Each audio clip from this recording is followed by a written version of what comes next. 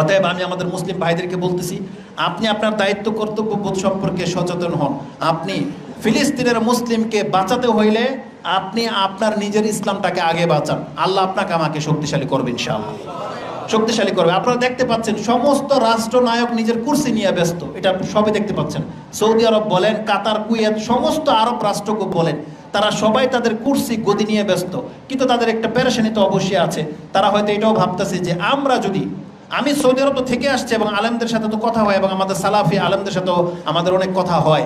তারা যেটা আমাদেরকে বললেন, আপনি জেনে নেন, আমরা সালাফিরা সৌদি আরবকে যত বন্ধু মনে করি, যত আপন, আমাদের এই রূপরেখা নিয়ে বহু মুনাফেক আছে যারা সৌদি আরবের শত্রু।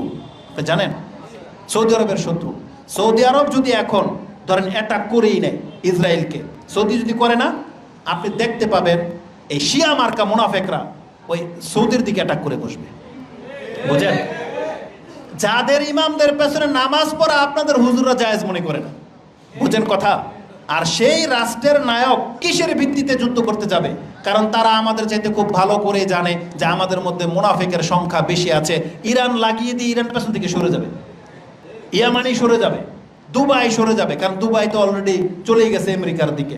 এই রকমের এগুলো বড় বড় ব্যক্তিদের বক্তব্য আমরা বলতে গেলে বলবে যে আবার ফতুয়াবাজি করে। কিন্তু আমাদের ছোট্ট বিদ্যা থেকে যেটা আমরা বুঝি, যে আমরা যেই শাসকদেরকে দোষারোপ করি, সৌদি আরবকে তো মূল টার্গেট বানাইছি যে এর দোষ, এ কেন অ্যাটাক করে না।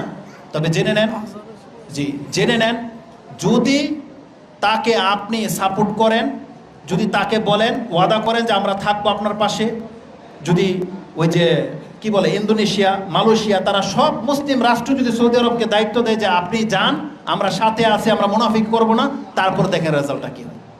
কিন্তু কেন করে না এটা? তো অতএব আজানের পরে আমরা আমাদের মূল বক্তব্যের দিকে ফিরে আসবো। আমি শুধু এতটা বোঝাতে চেয়েছি, আমাদেরকে নিয়ে টানা হেঁচড়া করেন না। আর এইভাবে ফিলিস্তিনের মুসলিমদেরকে বাঁচাতে আপনি পারবেন না।